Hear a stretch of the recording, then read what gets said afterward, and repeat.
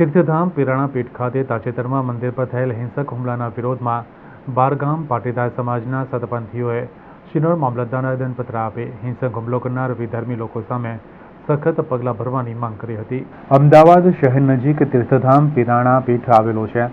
આ પીરાણા પીઠ ખાતે મુખ્ય જ્યોત સદગુરુની સમાધિ, વિષ્ણુના 10મા અવતારનું ભવ્ય મંદિર સહિત અનેક મૂર્તિઓ, પૂજાખંડ અને નક્ષત્ર આવેલા છે।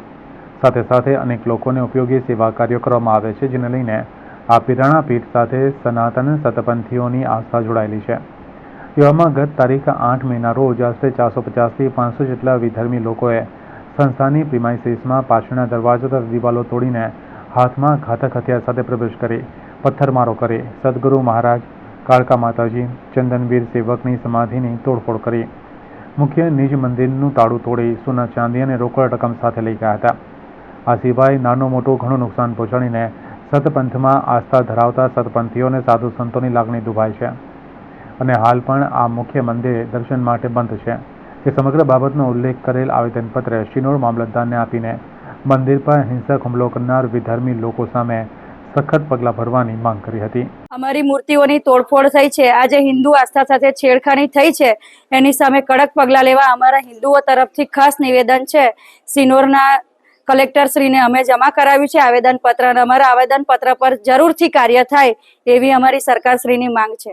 સતપંથ સનાતન સતપંથીઓની આસ્થાનું કેન્દ્ર, જેમાં હંસતેજ મહારાજની 600 વર્ષ જૂનું મંદિર છે। આ મંદિરની સાથે સાથે મહાદેવનું મંદિર, મહાકાળીનું મંદિર, હનુમાનજી મંદિર, અનેક મંદિર આ પીરાણાપીઠ પીરાણા ધામમાં આવ્યું છે। આ પીરાણાપીઠ પીરાણા ધામમાં મંદિરની અંદર વિધર્મીઓ મુસ્લિમ દ્વારા અનેક પ્રકાર 500 થી 600 લોકો ભેગા થઈ અને મંદિરને અનેક પ્રકારનું નુકસાન પહોંચાડ્યું છે, જેની અંદર જ્યોતના દર્શન થાય છે, કુંવરકા ધરતીના દર્શન થાય છે।